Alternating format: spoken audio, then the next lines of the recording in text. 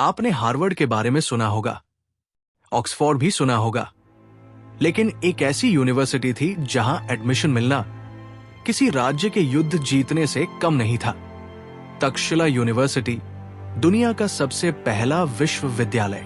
जरा सोचिए, अगर आप 2000 साल पहले तक्षशिला के विद्यार्थी होते तो आपका रूटीन कैसा होता?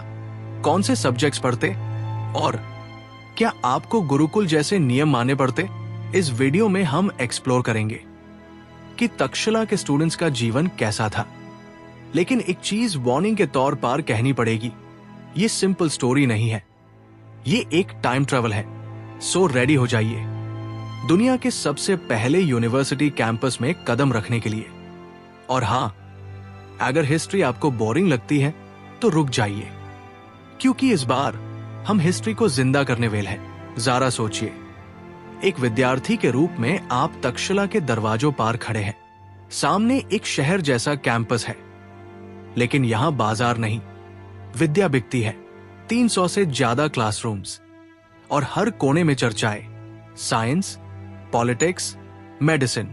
यहां भारत के कोने कोने से हाय नहीं, चाइना, ग्रीस, अरेबिया से भी लोग पढ़ने आते दा। ब्रह्मचारी हो या राजा का बेटा, सब एक हाई लाइन में बैठते दा। तक्षशिला का एक हाई रूल था, सिर्फ ज्ञान का फर्क चलेगा, जात पात का नहीं। सुबह सूरज के पहले उठना, नदी में स्नान। एफआईआर शुरू होती थी पाठशाला। एक दिन में कई शिक्षक, अलग अलग विषय। और अगर आप सोच रहे हैं कि यहां सिर्फ पढ़ना होता था तो रुकिए, यहां शस्त्र और शास्त्र दोनों सिखाए जाते थे। लेकिन तक्षशिला में पढ़ना इतना आसान नहीं था। हर स्टूडेंट को एक टेस्ट देना पड़ता था, अपने धैर्य का, अपने मन का। अगले सेगमेंट में आपको दिखाते हैं तक्षशिला के अंदर के असली चैलेंजेस। तक्षशिला में 25 से ज्यादा विषय पढ़ाए जाते थे, और सिर्फ धर्म या फिलॉसफी नहीं, यहां आयुर्वेदा, सर्जरी, राजनीति, अर्थशास्त्र, एस्ट्रोनॉमी सब था। जी हां, यहां स्टूडेंट्स ओपन हार्ट सर्जरी के कॉन्सेप्ट्स भी सीखते थे। कहते हैं चरक और सुश्रुता जैसे महान वैद्य भी यहां के स्टूडेंट थे। यहां की टीचिंग एकदम इंटरैक्टिव थी। चॉक बोर्ड नहीं था, डायलॉग होता था। गुरु एक कहानी से प्रश्न उठाते और छात्र अपने विवेक से उत्तर ढूंढते।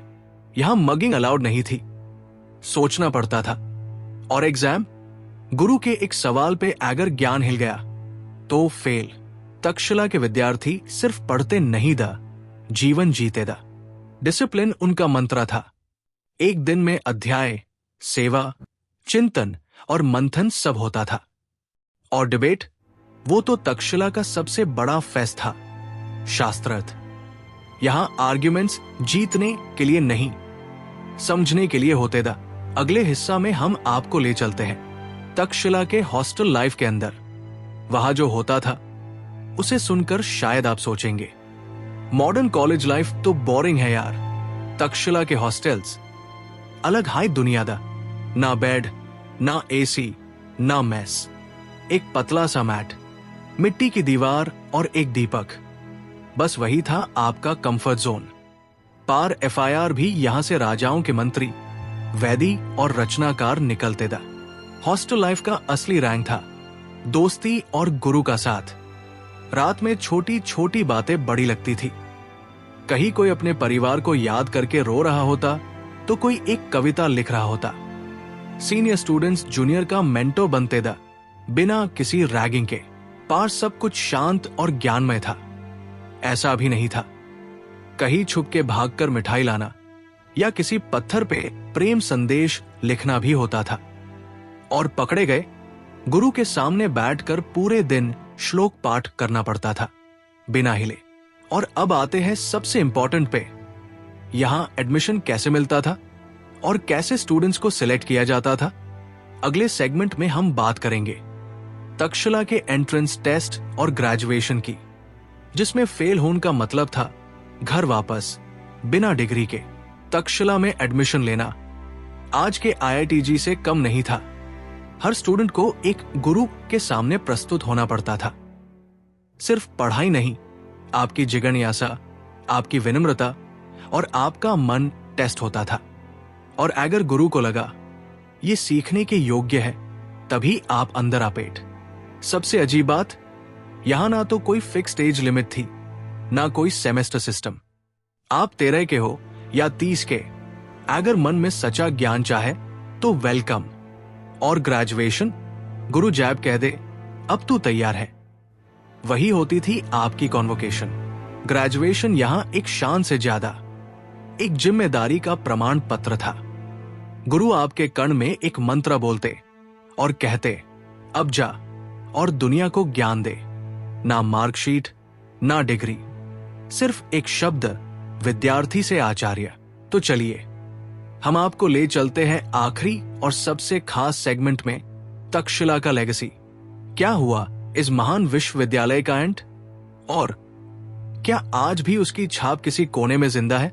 कहते हैं जितनी ऊंची इमारत होती है उसका गिरना उतना ही दर्दनाक होता है। 4th सेंचुरी के आसपास तक्षशिला पर हमले शुरू हुए। पहला ही हुनास, फिर कई बार के इन्वेजन ने इस महान स्थल को राख में बादल दिया। लाइब्रेरीज जली, ग्रंथ भूल गए और ज्ञान का एक युग समाप्त हो गया। लेकिन यहां का ज्ञान राख से भी उठा। भारत के कई विद्वान, चाणक्य, पाणिनि, सुश्रुता, उनकी रचनाएं दुनिया भर में पधी गई। आज भी हार्वर्ड, ऑक्सफोर्ड जैसे इंस्टीट्यूशंस के प्रिंसिपल्स कहीं ना कहीं तक्षशिला से प्रभावित है। तक्षशिला का सच ये है कि यहां सिर्फ पढ़ाई नहीं होती थी, यहां सोचने की कला सिखाई जाती थी। और आज जब हम कॉलेज जाते हैं, एग्जाम्स देते हैं, तो कहीं ना कहीं तक्षशिला का एक बीज हमारे अंदर भी होता है। तो अगली बार जब आप किसी क्लास में हो या किसी नई बात को समझने की कोशिश कर रहे हो, याद रखना आप भी किसी तक्षशिला के वंशज हो।